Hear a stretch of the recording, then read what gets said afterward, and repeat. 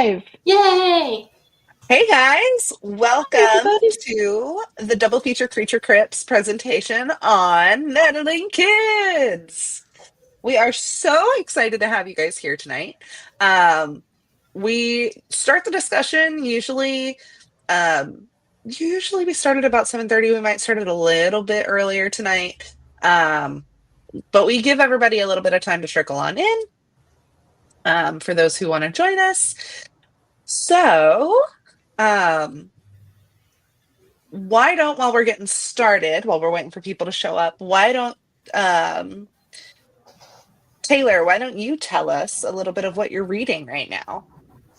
I am not reading anything right now because I just finished all my books all at the same time. But I did just get my hold for The Lamb, so I will be starting that tonight. And it was, Nice. I got in very early. I saw it pop up, that little notification, and I was like, I gotta request this right now. So I'll be reading that tonight. Love it. Laura, what about you? What are you reading right now that you've been enjoying? I am reading Bat Eater, which is fantastic. Thoroughly enjoying so far. I actually got an ARC for this one, but I didn't finish it in time. But now I listen to audio. No, it was an ebook. I just got distracted by something else. I think rereading Fourth Wing and Iron Flame. Sonic Storm. Yeah. And I'm also reading a Scottish bait set romance called Under Lock and Key, which is Loch spelled like Loch Ness Monster? Yes. Yeah. The love interest is in fact the Loch Ness Monster. Yeah. Oh boy. Oh, I read that a mile away. I love that. That's so great. That's good. That is good. That's what I have at the moment, but I'm very excited to start. I also have The Lamb and then Victorian Psycho. Ooh, I can't wait to start those. Victorian Psycho made me I've been excited for it, but I was even more hyped when I purchased the book and brought it home, and I got into my hallway, and my hallway was very dark, and the cover glowed, and I was like, whoa, hold on a second. Yeah, might have to pick that one up. Hey, Claudia. Hey, Claudia. Hey. Well, Kaylee, what are you reading right now? I am reading Nat Cassidy's When the Wolf Comes Home. That's my physical book that I've been reading. And my audiobook has been Chuck Wendig's Black River Orchard. Oh, ooh. I put that on my TBR so fast when you were telling me about it. Yeah, it sounds so good. Like it's a full narrated cast, and as you start it, there's all of these different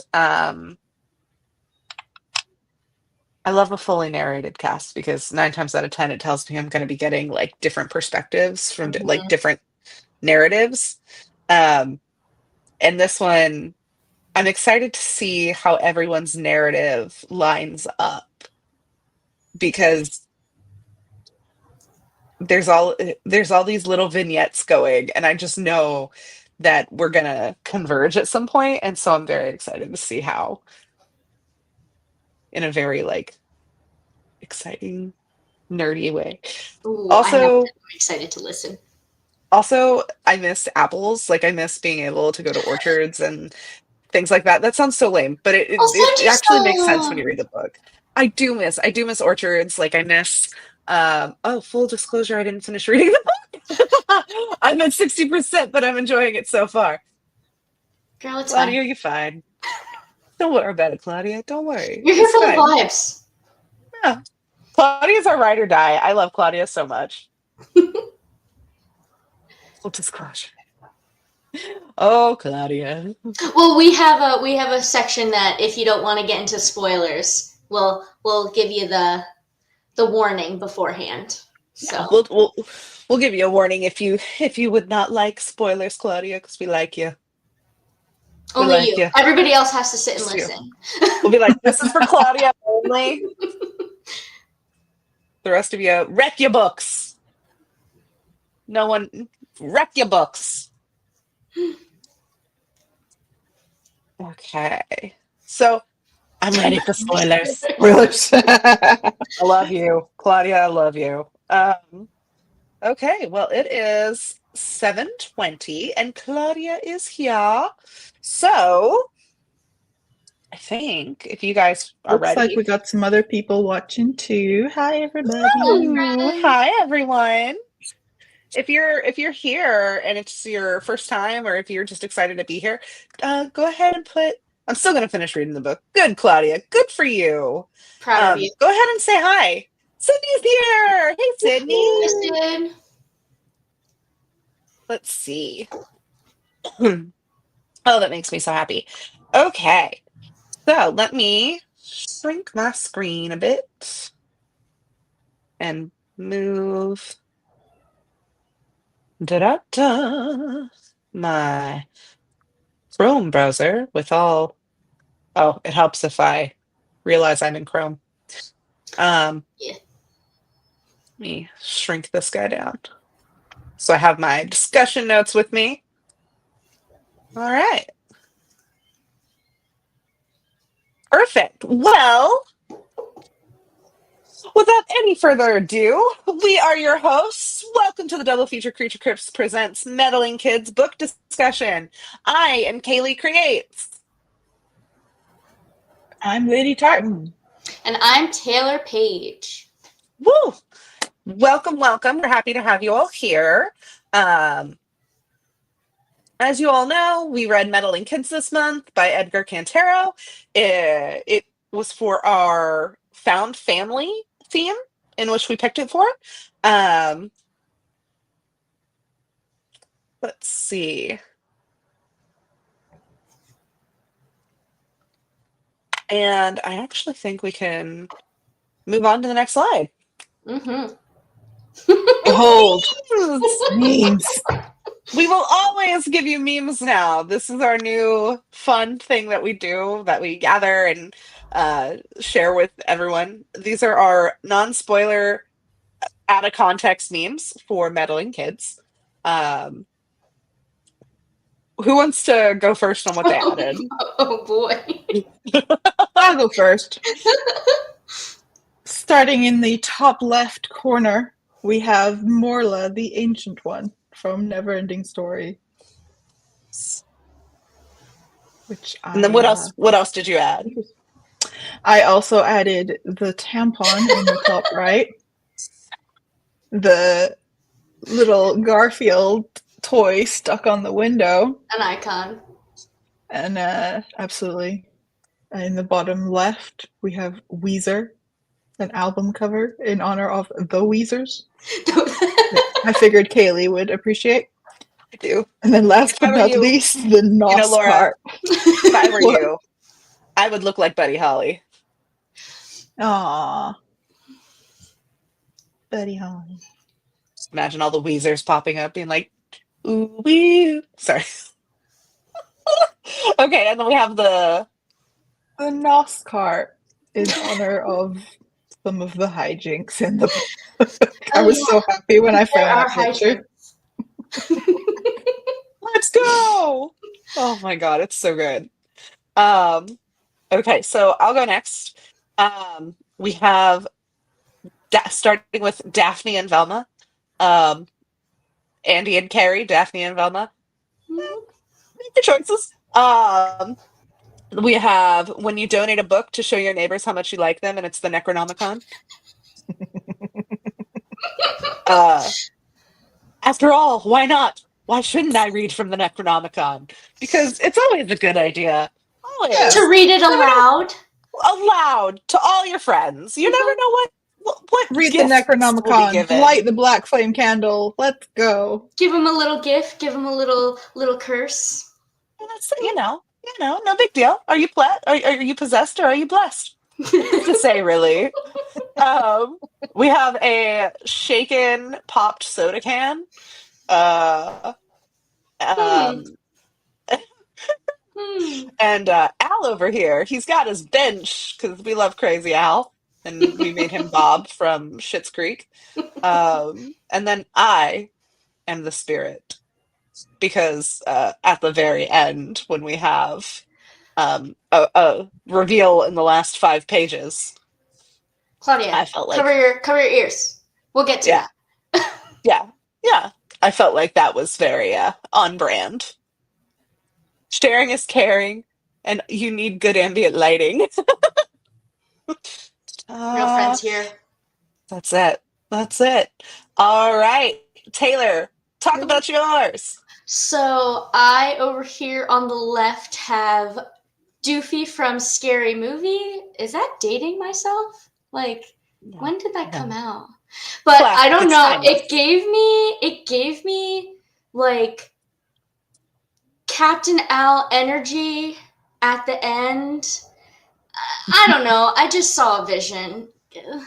And then the on the bottom is the eye. What do you call this guy? The eye monster? Oh, yeah, from Pan's Labyrinth. Yeah. Mitch McConnell. They gave Mitch Mitch McConnell. I'm sorry, Mitch McConnell. Because that gave Weezer energy. So right next to Weezer, they look very comfy, cozy. And then if you're in our Discord, I had shared one after a scene that I had read, and it is the SpongeBob meme where they're talking to Squidward, and he goes, "Can you back up? I'm claustrophobic." And he's like, "What does that mean?"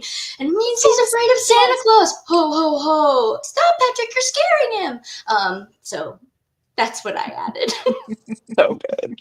So good. All right. So these be our memes.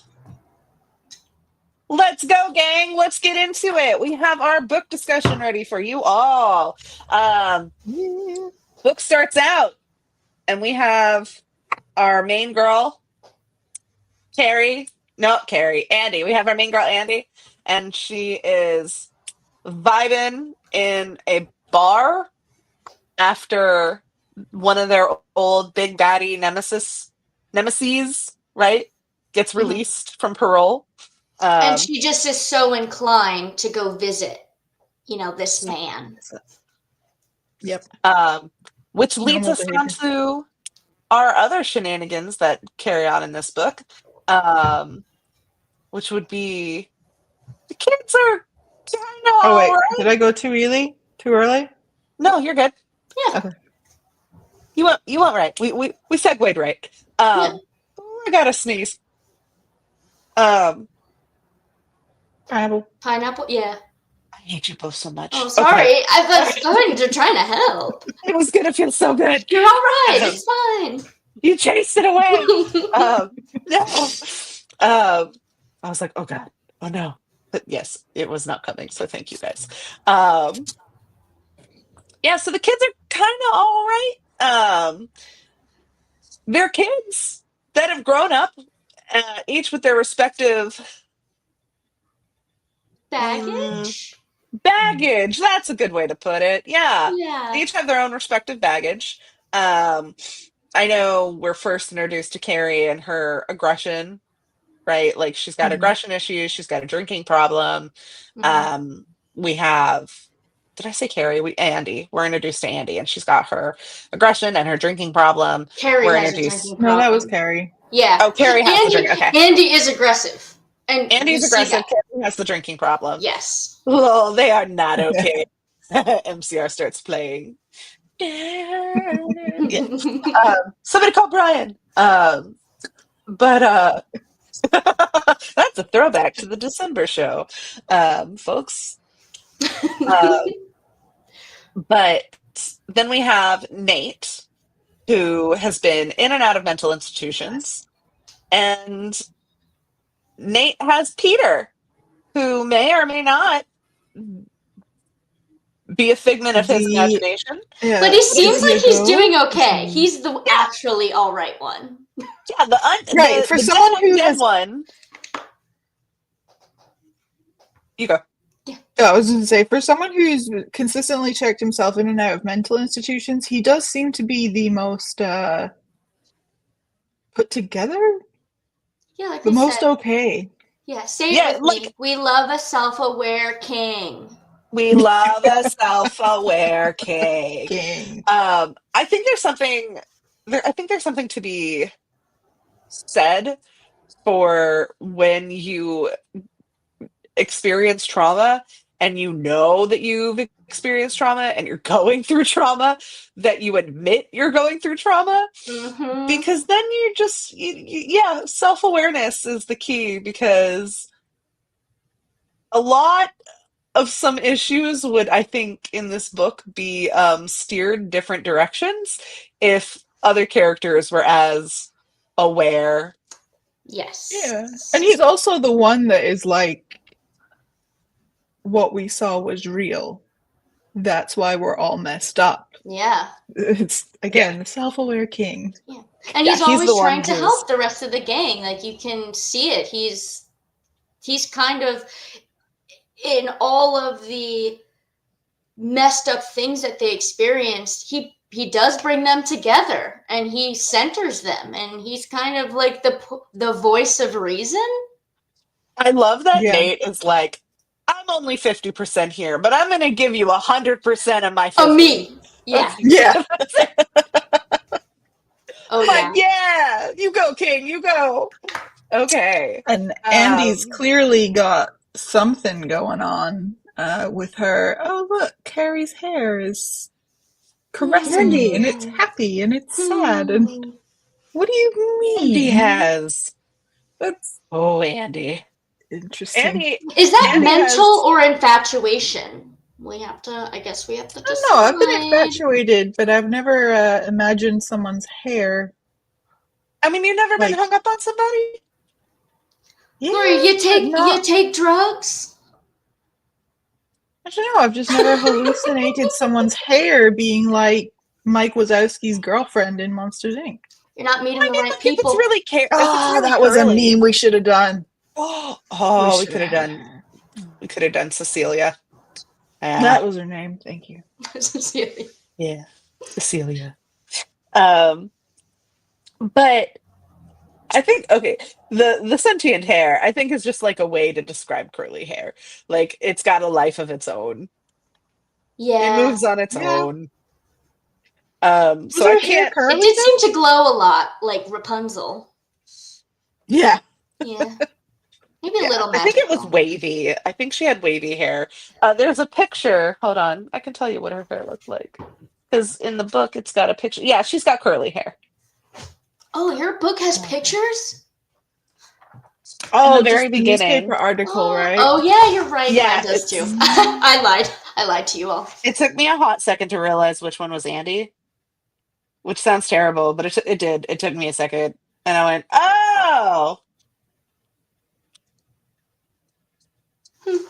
I like that. I You know. forgot about the picture at the beginning. Thank you for pointing that out. gosh, welcome. You're very welcome." But yeah. Speaking of Andy, Oh, I did not expect Cap. I did not realize Captain L was the guy with the fro. I realize that now. oh, Oh, I love that. we all. I was like, what? I was like, who's this guy? Who's this Oh, guy? Who's this it fellow? helps if I read. What are words? Well, I was making jokes when we were putting the slides together. I was like, you could tell I am the audiobook reader because I'm like, I don't know how to spell anything. I don't Oh, it's remember. okay. I'm like, I don't know how to spell. I don't know words. I'm just vibing. That's what you. We're just That's going here through the for the minutes. bride. Here for the bride. And boy, was this book a ride. A very long yes. ride. Yes. So what is our next? Yeah. So, A little gay. Andy, be a little gay Just a little. sometimes. Um, I think it's worth mentioning for Andy. I had a point where I was like, what is really Andy's motivation? And was it really to go back and solve this thing that happened to them when they were younger? Or is it just to be like have an excuse to be with To make out with Carrie. Carrie again? Yeah. Yeah, like to be Yeah. around Carrie, to be near It Carrie. was definitely selfish, I think. A selfish Yeah. motivation. Yeah. The more I was reading, the more I was like, especially when um I think we can go to the next slide for this one because I think it's yeah, Yeah. especially when you have Carrie and Andy, um, Yes. and the two of them, because Taylor actually brought up some really good commentary on this of our character, though she may be queer, it is very clear that this might be a spoiler for you, Claudia.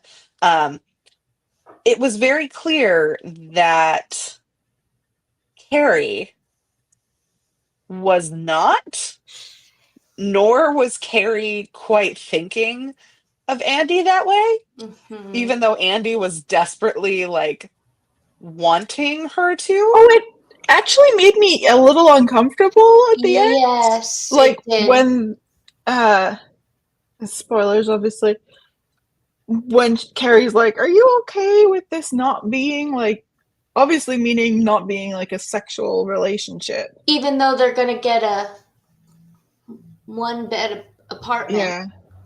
And then like Yeah, Andy said something about like, "Oh, I'm not going to ask you to do it. I'm going to wait for you to beg." I was like, Yeah, I that yeah, doesn't seem as flirty as I think he intended. That seems a little creepy. yeah. It's like it's the queer person talking to a straight individual saying, "Well, I'm gonna change your mind." And Yeah. if a straight person did that to a queer person, it's not okay. So it's not okay the other way around. yeah, And I had said in our discussions, just because there are queer characters, don't it doesn't make it a queer book, and that's what very I think much so. that really sits with this book in particular. Yes. I already Definitely. read the kiss after they encountered the monster. Carrie didn't seem into it. Yep, Right. It Yeah, was a bit like, and I think that there is love there. It's just platonic very love, much so. and And I think yeah. that's that might be okay. a good, that might be a really good thing for us to explore is, and I feel like I can't remember if I talked about this. Oh, I might have talked about this last month with So Thirsty. People prepare you to lose like boyfriends and girlfriends, and like you will have more than one love of your life kind of situation, but nobody prepares you for when you lose friends, when you drift away from friends. And so it's really easy to get caught up in this like nostalgia and this idea and concept of these people and who they used to be and what they Mm-hmm. meant to you. And when you are going through different growing pains and you are needing stability, you're needing some kind of anchor in all of this, I think it's really easy to get caught up in the kind of mentality that Andy falls into, where she very much loves Carrie, and Carrie Mm-hmm. very much loves her back. But it's exactly like you said, it's platonic, it's not romantic. And it's very clear that she has been robbed of romantic, like, inclinations her whole life. Um, by the way that she was treated, by the way she was talked about, by the way she was acted around. Um, I think in a way it could be a type of coming of age, um, because these children were robbed Yeah, of kind of like that. Arrested Development, Mm-hmm. Yeah, not the show. yeah, Or yeah, coming to realization too, even yeah. after trauma. Right, right. And I think that maybe Andy just isn't ready to go down those paths yet. Maybe she doesn't know what an adult relationship even means. Looks like. Right. Yeah. Right. Yeah. And then Carrie, I think, is just desperate for connection. Like I think Carrie holds so much guilt. She was, having nightmares. She had a drinking problem. And then Andy presents this idea of like, I have loved you for, since we were kids. Like, who wouldn't get caught up in that? Yeah. Oh, this is safe. This is security. Yeah. It's definitely appealing. I can understand. I can empathize with the idea. Definitely. Somebody needs to gift Andy a copy of Night's Edge. Yeah. Like, girl, read these, please. Please. Girl, yes. You are that's what we should have done. Recommendations to each of them and be like, live your truth. Book recommendations to these characters. That's it. Oh, yeah. Sydney said, was not a fan of their whole thing. Yeah. Yeah, a little bit of an ick. And I love me a sapphic relationship. Like, I love when things are very gay. Look at us. I mean, this is a very queer forward cast you got here. Yeah. But yeah, there was definitely just something. I think Laura might have said it, toxic. There was something toxic. Yeah. About it. Ultimately, where you were like, I can see them becoming very codependent. Yes. Comfortably complacent. Very, very much so. Okay. I wish that the author had written it more definitively. Like, don't do this weird thing where Carrie has to be convinced to love Andy that way. Yes. Yeah. Yes. And even Claudia picked up on that, and like she hasn't finished the book yet. Like, halfway through, it's like, I don't like it. Might not be the best choice. Okay, so then we had a brief moment in the story. So brief, you might have missed it if you were like me. Where I might actually let Taylor take the lead on this one. We get the mentionings of the Walla Walla people.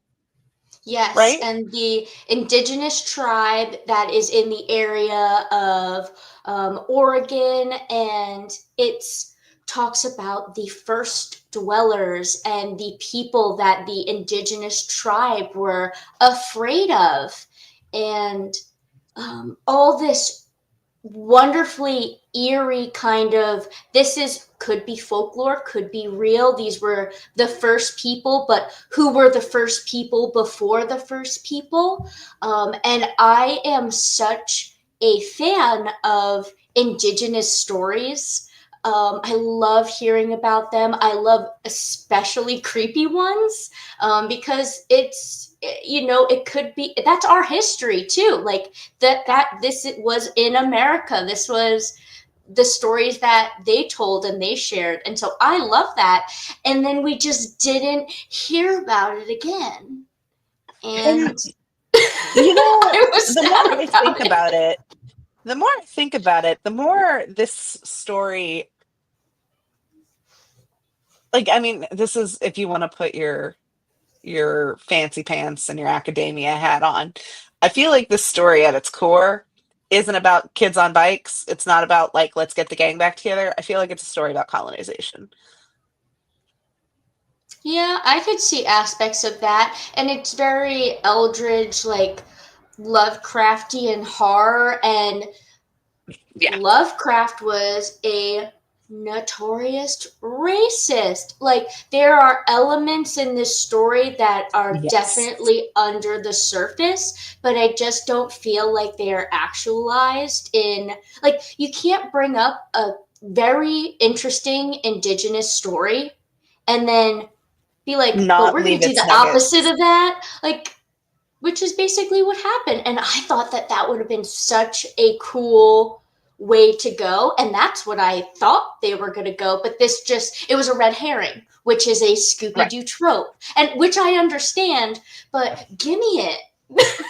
Yeah, but I feel like there were a lot of red herrings like that in the book. It almost felt like the author had too many ideas and threw them all in. Whereas if this had been like a couple of novellas with each one being of those a things, story, yeah, that would have been very cool. like the eldritch aspect, and then with the indigenous, and then even like whatever the Hell Painter was. There was witchcraft, and there was because they talk about how Damien DeBowen's wife, so Daniel's mother, was burned at the stake. Or his mom. Oh yeah, his mom for being a witch. I did enjoy the little jokes with Nate, like, not everything is Salem, but something. Yeah, I did appreciate that as well, actually. That made me laugh. And what was our next slide? Our next slide is Pinky. All the hijinks. Pinky, all the hijinks. I bring this up because I think it's really funny that before we get into this, I wanted to make sure the voice of reason in this story is Nate, our poor little guy who Hi Taylor's mom.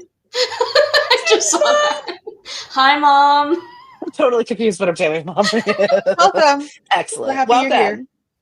Hello. But yeah, I think it's really interesting that the person who's the most quote unquote crazy is the one directing the voice of reason. I don't remember if we said that in this or not, but I know we discussed it when we were putting the slides together. And if they had just listened to Nate like half the time, they would not have ended up in all the hijinks that they ended up in. Yeah. Yeah. I think he repeatedly... But he gets in his fair share of hijinks, too. Yeah, I mean, that's the whole point of a Scooby-Doo episode, is the hijinks. Right. And just some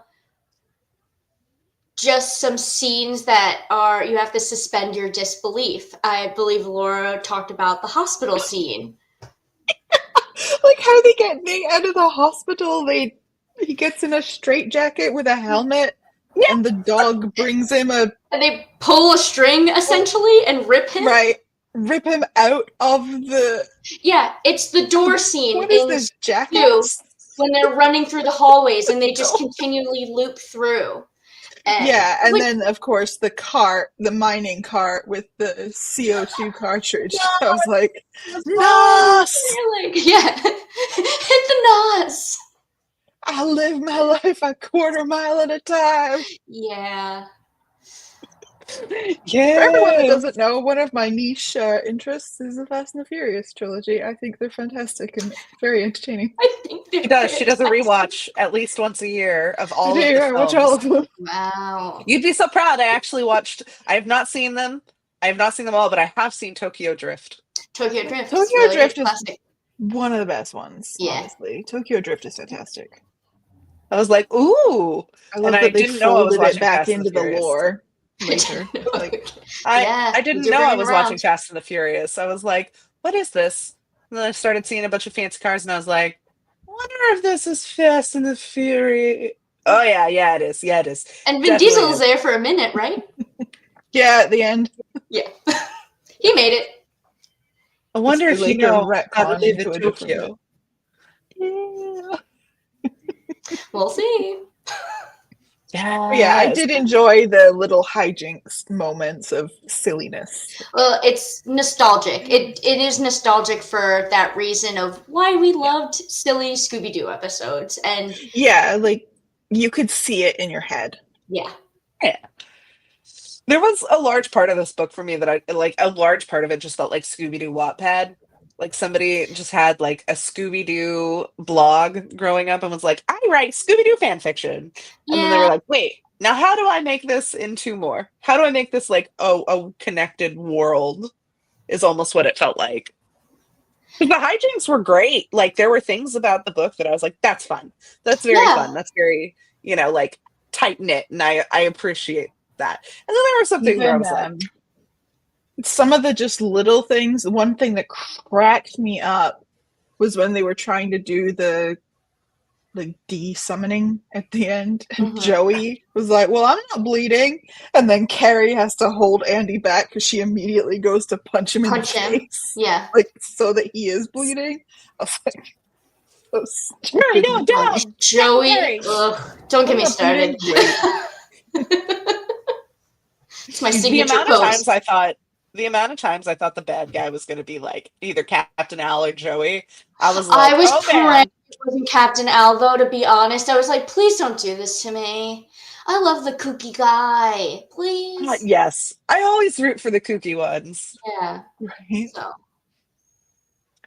Next up, we have Shaking the Soda Can. Oh, boy. Yes. So who wants... Oh, no, go, Taylor. Go. This just went a little far-fetched science fiction-y, I think, this aspect of it. And I think that they did a good job with the connection because Carrie is a beautiful biologist, and she had all this insight as to why are the Weezers here, number one, which is because they thrive, they live in CO2. And this was like a really weird Martian situation to me. I don't know if anybody's read The Martian, but that is so science and it's so good. This was so science and I couldn't wrap my head around it. And it was like, not in a, I don't like this metaphor kind of way. And it was basically, did they do it under, who opened it under, was it under Joey's nose? Kind of deserved. Was it under Joey's? They were trying to explain what would happen with the lake if...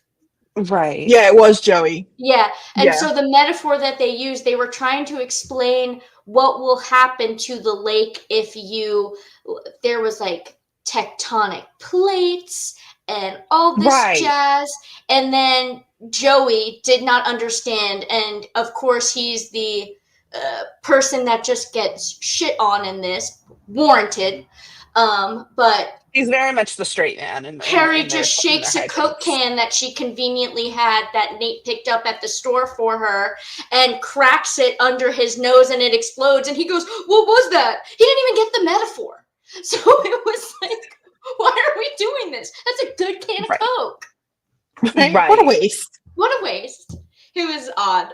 But I don't know if anybody else wanted to talk about this. No, I feel like it was, they wanted to give Carrie something to do. Yes. Yeah, I was Joey. I did not see the point of yeah, it was a weird metaphor. I was like, I mean, I get it, kind of. Yeah. Like, all right. But I think I personally feel like this was one of those multiple plot points that just was a good idea, but it got lost in the shuffle for me.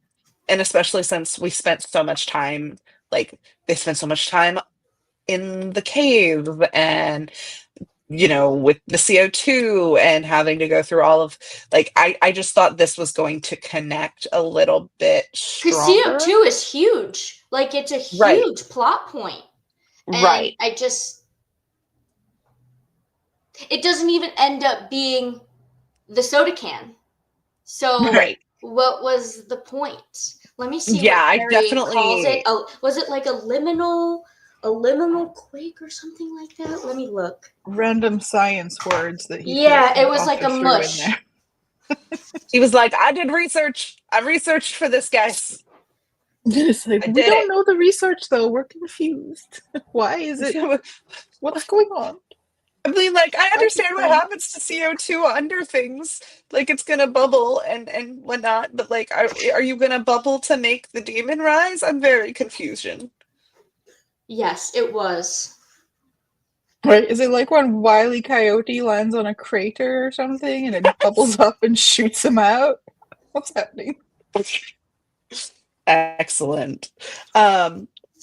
But while Taylor is trying to find the word, we can go to the Yes. next slide. Oh, the big reveal. This was actually very fun, and this was the part of the book that made me happy that I stuck it out. Was because this part was so fun and just like well put together, in my opinion. When I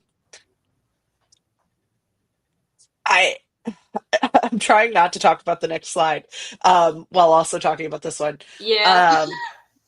I'm like, if you can't tell, this show might be a little shorter than than our other. Um, but somebody needs to start this because I can't get my thoughts in order. I saw it coming. So you guys have to Really? talk about it. So I was like, There were too many plot lines in my head that I didn't really. I thought maybe she would have something to do with it. yeah. I mean, we talked about red herrings, so there were a Yeah. ton, and which is the whole point of a Scooby-Doo episode. Right. But I don't know. I got weird vibes, and I guess it ended up Damn erotica writers. paying off. Right. And it was a good reveal. It was still a really good reveal. Don't get me wrong. The villain was like, Colleen Hoover all along. It was that guy in the hairpiece. That's Bruce Willis the whole time. The whole time. It was the surprise pregnancy we had along the way. What? Who? Her? Huh? Weird. There were a couple big reveals in the end. I'd say, like, more than one. Like, it was a little bit twisty-turny plot twists that, again, with the red herrings that you don't know if you see coming, but I'd say this is the biggest. I don't know. Do we just want to talk? Do we just want to tell the people what it is? Yeah. Next slide. Pew. No master made of plastic. Taylor brought this up during our discussion of putting the slides together, and I was like, yes. Go now for a metaphor that does a really good job. I'm going to let Taylor explain this one. Well, yes. At the beginning with the Sleepy Lake creature, this is a Scooby-Doo episode, and it is a man in the mask, and the Meddling Kids foil it. In this, we had real flesh and blood monsters. Not only was it the Weezers, but it was Damien DeBowen, right? Last name DeBowen. It was Damien DeBowen, who was a pirate and a sorcerer, and maybe he was his son when he returned to the town. And the big reveal turns when it is Dania DeBowen says, "I've been the dad all along because we have the necromancy book and we do magic." And it talks about, so this is a person wearing a mask of a different person, a real person. The father changes his sex to his gender, everything about him.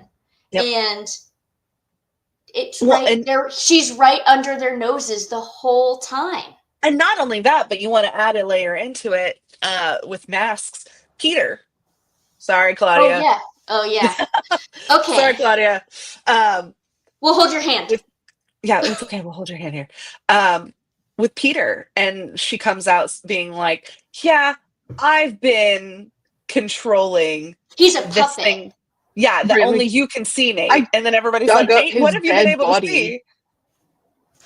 And she's influencing him. Yeah. And because the way the magic works is that Damien needs to have the actual body in order to speak to the dead. So he is using these. Did they use the word puppets, or what did they use? Yes. Avatars. Avatars. That's what Avatars, yeah. And this is a avatar of their friend who that's how she basically convinces kind of to come back to put a start to what they always intended. Yeah. He and she and them and the son. There's a lot of people in that body, I guess. Or just one. Yeah. Just one. Very, yeah. Damien. Sorry, Mom. This is very confusing. Mom's like, I don't know if I can. She's like, I'm just happy to be here. Mom, read the next book. It's Victorian Psycho. You'll have a lot of fun if you enjoy. No, I'm sending her a copy of Wake Up and Open Your Eyes. She's got to read that first. Oh, read that. It's so good.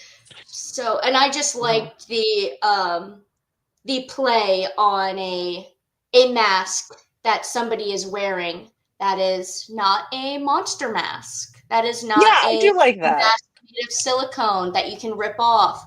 There's no ripping off this mask because she is he and they're one, baby. Yeah, that's it. Goo Kachu. Yeah, Dee. It really was Old Man Smithers all along, but he was not in a monster mask. Now he's just Old in Man drag. Smithers got a boob job. Yeah, now he's just in drag. Now it's Old Lady Smithers. There's just oh my god, I just made myself laugh. I made him like he's just practicing for the birdcage. The canary.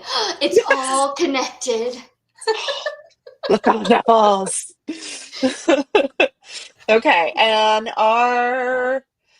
yes, we kind of did already talk about the monologue that they had. The monologue, I love a villain monologue because they're so silly. Because it's like, why are you telling me all this? I'm just gonna foil this. And when Dania, I'm never gonna pronounce that correct. Dania is doing this villain monologue and telling the gang all of her plans and how it's gonna come together. And Andy goes, not this time, and pickaxes her to the throat and hits it. And they just sit there for a beat, and you can feel the tension in that moment, even reading that scene where it was like, what's happening here? And Andy just goes, you already did the thing that starts the apocalypse, didn't you? She goes, why the hell do you think I'm telling you all this? Yeah. And that was a great reveal as well. I was like, finally, a villain that is not dumb because she wasn't. I don't think she was a dumb villain. I think she was a very cool villain that just was misunderstood. Spoilers, Claudia. And didn't she mention she was the woman in Salem too? I know that's on page 150. 150. 150 is when they talk about the I don't remember. Oh, I think I do, Sid. I think I do vaguely remember that. And it's like a point where she's talking to Nate, right? And Nate's talking to her. It's not it all goes back to Salem, but I think I do remember that. I can't remember what they actually talked about, but I do. Oh yeah, he was running away. He was running away after his witch mother was trialed and burned in Salem.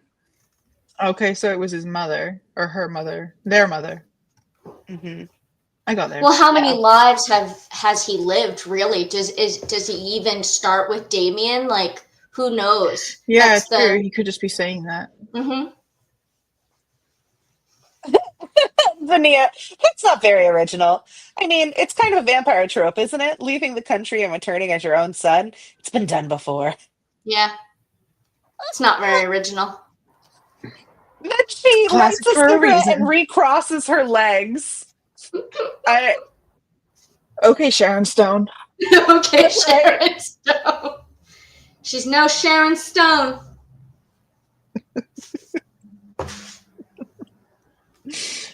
Hey, so he didn't look 150 to me. I wonder where those ageless jeans went. Well, I do have to end this by saying that I would read her erotic fiction. I absolutely would. Absolutely. I would. She's How many convincing me. lies? Ugh. Good for her. I mean, like, I love that she's like, I've stooped so low, and I'm like, no, honey, you've only hit your Like, peak. yeah. Right, like, no. Have you seen what Chuck Tingle's doing? You're hitting peaks here. All right. Right? You're gonna love TikTok. You're gonna love Yeah. Woo! Just keep getting Ribdania, she would have reincarnated. loved. Yeah, Ribdania, she would have loved Booksta.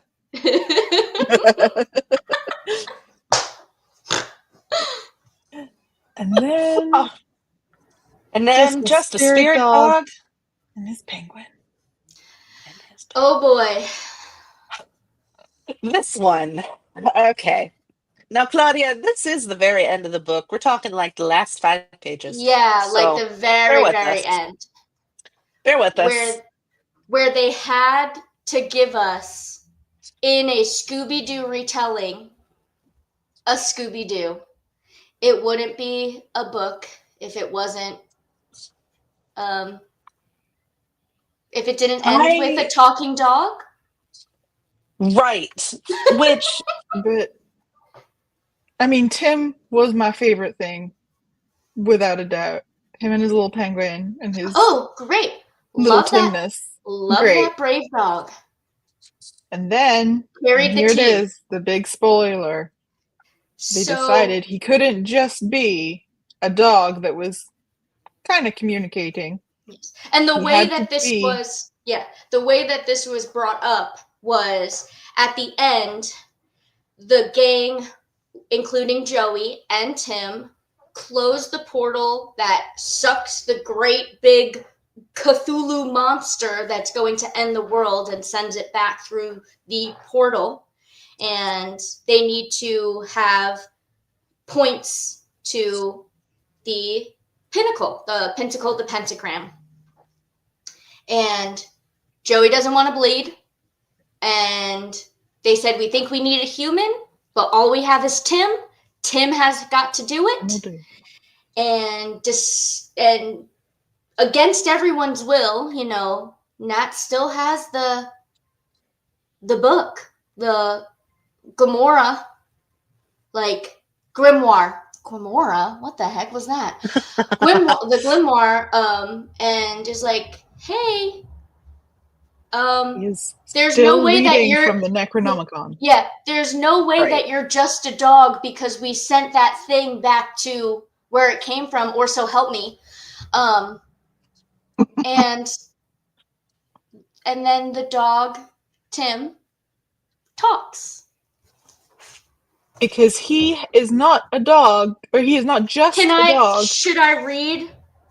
Oh, I haven't pulled up. It's page 321. Yeah, should we read it? Do it. Nate insisted, just tell me who you are. Tim looked at him, eye to eye, his Brionian visage peacefully sliding into a solemn acknowledgement. Nate clenched a fist when he saw the Weimrunner's loose lips stiffen and then deliberately moving. I am Ashen Fox, the dog said, and like in the aftermath of a nightmare, in a split second, Nate captured the unfakeability of the event, all the meticulous details that made it real. The slim tongue cooperating with the tiny front teeth, the droopy lips helping, the voice not essentially different in pitch from Tim Sparks, the pale blue eyes unequivocally addressing Nate as an equal third moon shaman of the Walla Walla from the Sky City in the warm snows. And then, you helped us with the ritual. I simply helped her recall the words she had heard. You are a powerful sorcerer, Nate. Nate made sure to record that compliment. How long have you been here? You did raise an avatar from a jar of salts that night when you were a child. They were my salts, prepared by DeBowen from the remains he stole from the burial site. They were still on his workbench when you wandered in, read the spell, and brought me back. And this dog has been, I guess, disguising itself as other dog, and pretending he's his descendant. Yeah. Your dog was kind enough to serve as my vessel, Ashen Fox added. Please do not feel deceived, but it's been your dog all this time. I just ride along. But that was Sean, the original dog. Sean was the dog we took to the house 13 years ago, not Tim. Tim is his great-grandson. Well, Debonin told you aging forth and back is not difficult. Switching ourselves between the younger cubs is. It becomes easier once Carrie left for college and went months without seeing us. Tim shrugged, a bittersweet smile in his mouth. You know, it's all been done before. And that's how it ends. Couldn't just be a dog. Couldn't just be a dog. Had to be, again, this indigenous tribe that we didn't hear anything about after it was originally brought up. All of a sudden, it's a huge point into this to the gang, to the dog, to it just felt like I'm not going to get heated. Like, quick, justify it. Quick, justify how they were able to do it with only 4 people. Like, why would a dog's souls work? But how can we make this? How can we make Tim go ruh-roh? Like,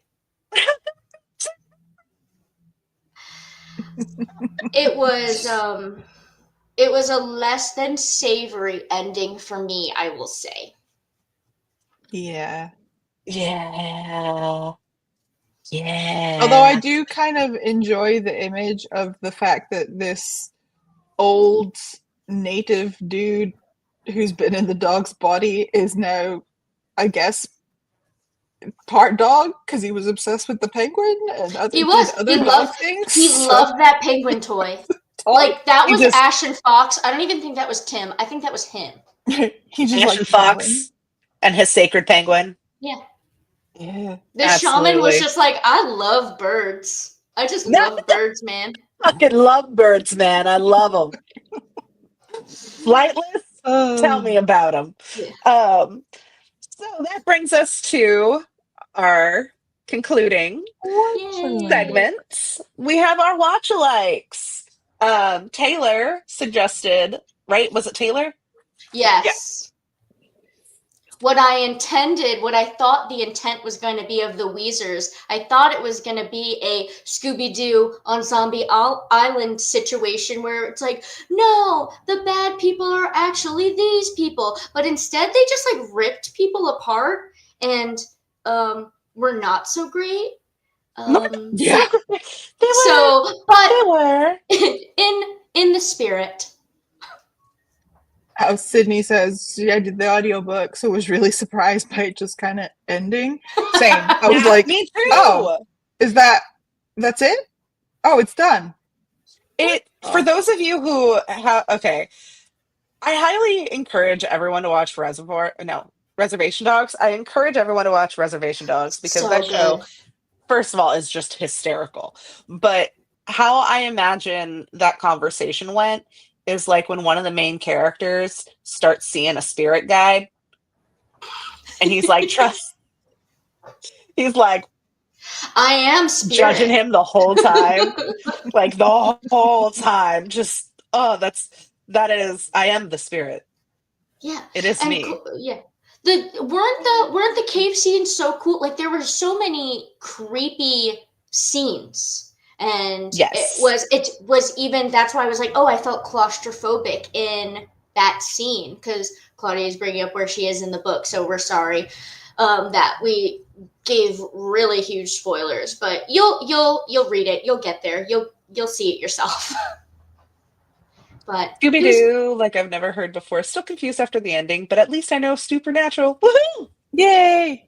Supernatural was my suggestion. Not anything if not a Supernatural fan. I love it. Are you a Dean or...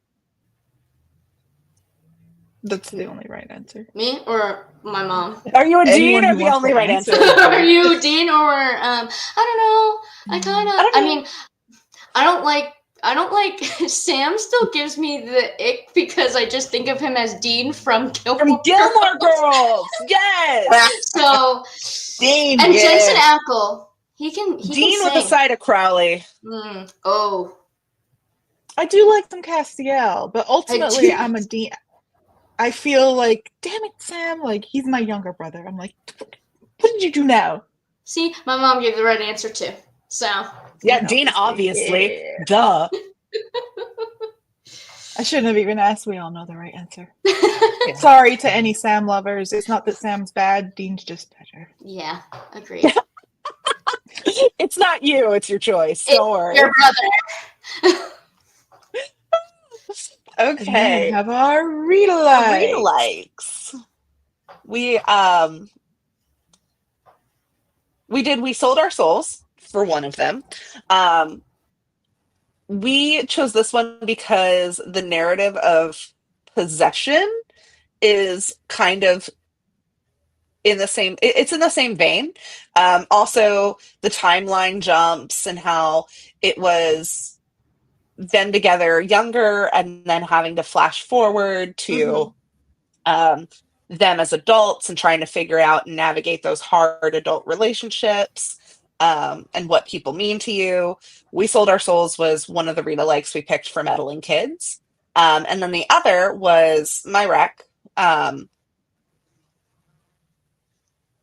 which was Saturday Night Ghost Club, because both of these books did kind of the same thing for me. And they're both very much kids on bike feel. Like if you like kids on in bike the 90s, like riding, like 80s, being 90s, yeah, right? Like come home on the light stories. porch. Right. Yeah. These two go hand in hand. And a lot of the scientific elements, I think, like if you enjoyed the sciencey parts of the book, I think you'd like the Saturday Night Ghost Club. It's a little bit more emo, but just a warning. Not a bad thing. Just a warning. It is a little bit more emo, so don't say I didn't warn you. But I think the vibes were very much similar. So then we have our ratings. Yeah, this one. This one was definitely a book. Yeah, we read it. Yeah, we did all the way. And there were things I liked. Yes, definitely. Very much so. Yes. But I think as a whole, there was too much thrown at the wall for us without them making strong connections for us to feel like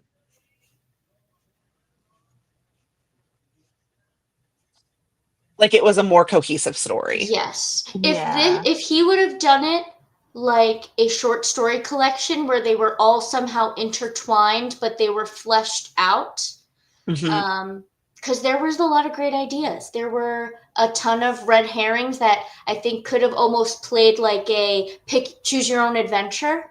Like, oh, right, let's bring you to this, which also would have been a very cool idea.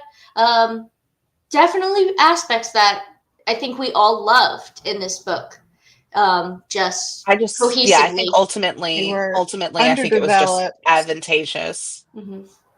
Oh, I think it is too. Well, it was ours. It was ours. Yeah. It was our lowest. It was ours. I very rarely rate things under 3.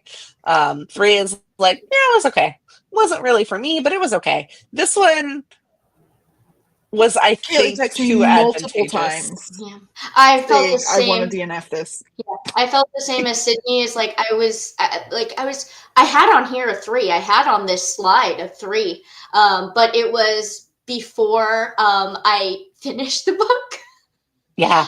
And it ultimately that ending is kind of a smack in the face. That ending did lower the rating for me. So yeah. So sorry, this is the first one I'm in, and we're getting 2.5. No. Crap. Hey man, don't be sorry. Don't be sorry. It was a great discussion. So it wasn't me though. It's a great discussion. But yeah, so there you have it. Can't win them all.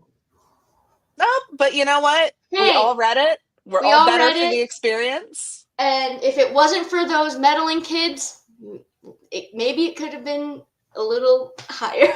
Maybe it could have been, yeah. I would have rated it higher if it wasn't for those meddling kids. Oh no! Oh, that's actually really funny. Okay, so we will So- leave you guys with our next month read.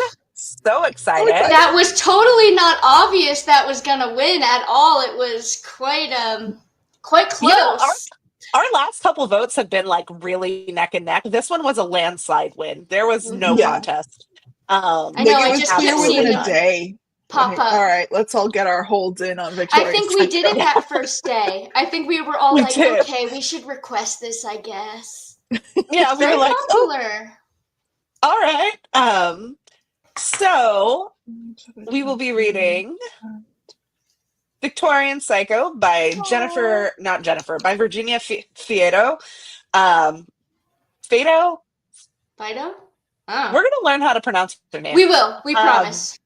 Write we that will. down. Write that down. Future dates for the crypt. We're going to have our next reading sprint on March 5th. So pencil that in.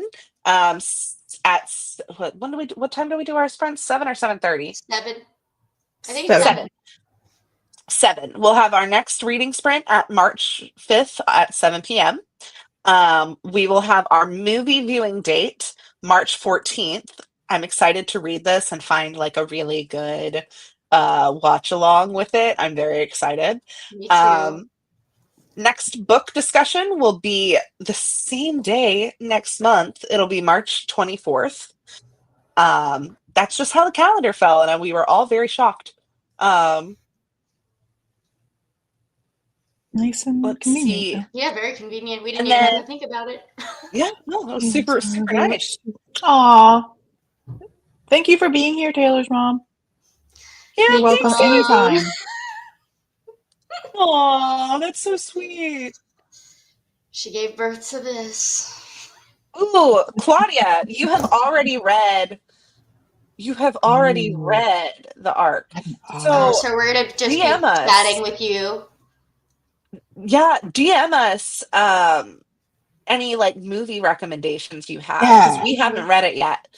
Which is very rare. It's very rare when we all haven't read something yet. So we're very, very excited. To let you guys know, real quick, before I give you guys the description of Victorian Psycho, we will be posting April book voting ideas. I believe Taylor and I were throwing around the idea of like elemental horror, like not earth horror, but no, like natural disasters, like kind of like man versus nature. Yeah, Earth Day ideas. Absolutely. Earth Day horror. Yeah. Well, because last April we did Dead Silence. Because we were kind of going with a little bit of the same theme too, like man versus these other tropes. Because it was the last one we did before we started picking themes out. What like did actual What did you say? Was it?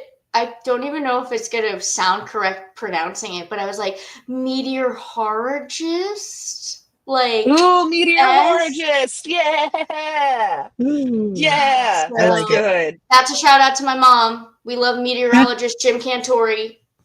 Oh, we love Jim Cantore. It ain't a hurricane season until we see him. Look him up. Yeah, you don't know. Yeah, we support that. I don't know what it is, but I support it. Laura, do you not know who Jim Cantore is? No. I'll tell you a story later. Jim Cantore is like the big weather guy from Weather Channel, and if he would be like out in the hurricanes. Oh, if you see Jim Cantore on the news, it's time for you to pack up. Like it's time to call into work and be like, Waffle House is closed. Meteorologist Jim Cantore is inside. Bunker down. That's it. That is absolutely it. Let's see here. So our book description for Victorian Psycho is Grimworld's England. Winifred Naughty arrives at Enser House, prepared to play the perfect governess. She'll dutifully tutor her charges, Drusilla and Andrew, tell them bedtime stories, and only joke about eating children. But long, listless days spent within the estate's dreary confines come with an intimate knowledge of the perversions and pathetic preoccupations of the Pounds family. Mr. Pounds can't keep his eyes off Winifred's chest, and Mrs. Pounds takes a sickly pleasure in punishing Winifred for her husband's wandering gaze. Compounded with her disdain for the entitled Pounds children, Winifred finds herself struggling at every turn to stifle the violent compulsions of her past. French tutoring and needlework are one way to pass the time, as is admiring the ugly portraits in the gallery and creeping across the moonlit lawns. Patience.